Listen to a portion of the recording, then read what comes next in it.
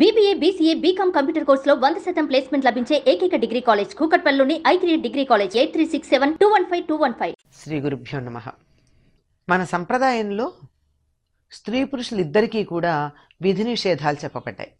ఏ సందర్భంలో ఆడవాళ్ళు ఎలా ఉండాలి, ఎలా ఉండకూడదు, అదేవిధంగా మగవాళ్ళు ఎలా ఉండాలి, ఉండకూడదు అన్నవి కూడా చెప్పబడ్డాయి.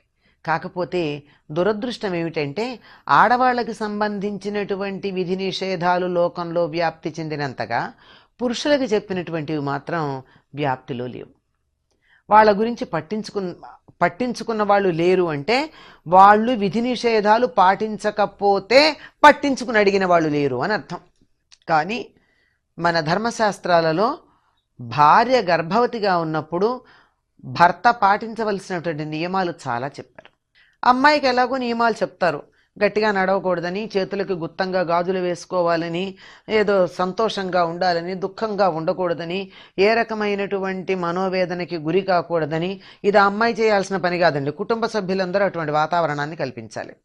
మంచి ఆహారం తీసుకోవాలని, విశ్రాంతి తీసుకోవడంతో పాటు వీలైనంత శ్రమ కూడా పడాలని, అలా శ్రమ పడినట్టయితే ప్రసవం తేలిగ్గా అవుతుందని, ఏదో ఇలా చాలా నియమాలు చెప్పారు. అంతా బాగానే ఉంది.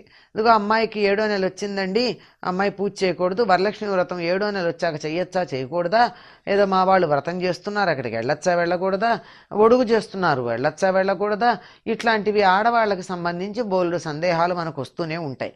ఇవన్నీ పక్కకు పెడితే పురుషులకు కూడా అనేకమైనటువంటి నియమాలు పాటించవలసినటువంటి అవసరం ఉంది అని మన ధర్మశాస్త్రాలు చెప్పాయి. ఇవి మాత్రం ఎందుకో ఎక్కువగా లోకంలో వ్యాప్తి చెందలా, 1-2 వ్యాప్తి చెందినా వాటిని పట్టించుకున్నటువంటి వాళ్ళు కూడా లేరు. ఎప్పుడైతే భార్య గర్భవతి అయిందో ఆవిడ పాటించే నియమాలన్నీ కూడా భర్త పాటించాలండి. ఎందుకు అంటే ఇద్దరు సగం శరీరంగా, అంటే ఒకళ్ళు సగం మరొకళ్ళు సగంగా సంసారం అనేటటువంటి నౌకని నడుపుతూ ఉంటారు కనుక. అందులో చెప్పుకోదగింది ఏమిటి అంటే భార్యకి 7వ నెల వచ్చినప్పటి నుంచి పురిటితో సమానం. ఎందుకు? అప్పటికి శరీరంలో పిండం యొక్క నిర్మాణం దరిదాపుల్లో పూర్తవుతుంది. 7వ నెల వచ్చేటప్పటికల్లా ఒక జీవి గర్భస్థ శిశువు పరిపూర్ణంగా అన్ని అవయవాలతోనూ సిద్ధంగా ఉంటాడు. ఇక కావాల్సింది పరిపుష్టం కావడం, అంటే చాలా శక్తి పెంచుకోవడం. తర్వాత లోపల మన శ్వాసకోశం ఏదైతే ఉందో అది కొద్దిగా తయారై ఉంటుంది, అది మరింతగా బాగా ఎక్కువగా వికాసం చెందడం. ఇట్లాంటి ఉన్నవి మరింత వికసించడమే తప్ప అన్ని అవయవాలు ఏర్పడిపోయి ఉంటాయి 7వ నెల వచ్చేటప్పటికల్లా. 6 పూర్తయ్యేటప్పటికల్లా పూర్తిగా తయారవుతాయి. కనుక అప్పటి నుంచి అమ్మాయిని చాలా పనులకి పనికిరాదు అని చెప్తారు. ఏదో కొండ ఎక్కడం, గుళ్ళకు కూడా వెళ్ళొద్దంటారు. ఎందుకు వెళ్ళొద్దంటారు? ఇంటి పక్కన ఉన్నటువంటి గుడికి అయితే వెళ్ళొచ్చు, కానీ సాధారణంగా గుడికి మెట్లెక్కాల్సి ఉంటుంది, చాలా గుళ్ళు కొండల మీద ఉంటాయి, అటువంటి చోట్లకి వెళ్ళకూడదు అని చెప్తారు. సరే, కొబ్బరికాయ కొట్టకూడదని కూడా చెప్తారు. ఎందుకని? కొబ్బరికాయ కొట్టడానికి బలం ఉపయోగించాలి, అలాంటి బలం ఉపయోగించేటప్పుడు ముందర వంగి బలం ఉపయోగించాలి. దానివల్ల పొత్తికడుపు మీద ఒత్తిడి తగిలి లోపల ఉన్నటువంటి శిశువుకి ఏదైనా హాని కలుగుతుంది అని. ఇలా ఆడవాళ్లకు సంబంధించిన నియమాలు చెప్తే ఇవన్నీ మగవాళ్ళకు కూడా వర్తిస్తాయి. భార్యకి 7వ నెల వచ్చింది అంటే పురుడితో సమానం గనక ఆ పురుషుడు, మగవాడు అనగా భర్త, పుట్టబోయే శిశువుకి తండ్రి అయినటువంటి వాడు, ఈయన చాలా పనులకు పనికిరాడు. పురిటి మనిషి ఎందుకు పనికిరాడో ఈయన కూడా అన్ని విషయాలకి పనికిరాడు. అంటే ఒడుగులు అవి చేయడం కానీ, ఒడుగులు అవి చూడ్డానికి వెళ్ళడం కానీ, గుళ్ళకి వెళ్ళడం కానీ, వ్రతాలు అవి చేయడం కానీ, ఇలాంటి పనులు చేయడానికి పనికిరారు. ఇంకెవరికన్నా కొన్ని పనులు, పీటల మీద కూర్చుని చేసే కార్యక్రమాలు కొన్ని ఉంటాయి, ఈ వ్రతాలు మొదలైనవి, ఇవన్నీ చేయడానికి కానీ వేటికి పనికిరాడండి.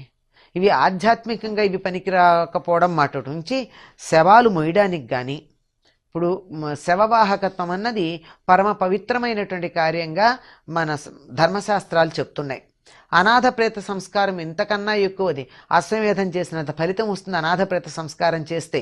ఇవన్నీ బాగానే ఉన్నాయి, ఇవన్నీ మామూలుగా చేయొచ్చు, కానీ భార్య గర్భవతిగా ఉన్నటువంటి పురుషుడు చేయకూడదు. మరి ఎలా తెలుస్తుందండి భార్య గర్భవతిగా ఉందని? అప్పటి నుంచి 7వ నెల వచ్చినప్పటి నుంచి, ఇంకా చాలామంది 5వ నెల వచ్చినప్పటి నుంచి పాటిస్తారండి. గడ్డం చేసుకోరు, తలకి కూడా క్రాప్ చేయించుకోరు. మొత్తం అంతా ఆ రూపం చూడగానే ఈయన భార్య గర్భవతిగా ఉంది అని అర్థమైపోతూ ఉంటుంది.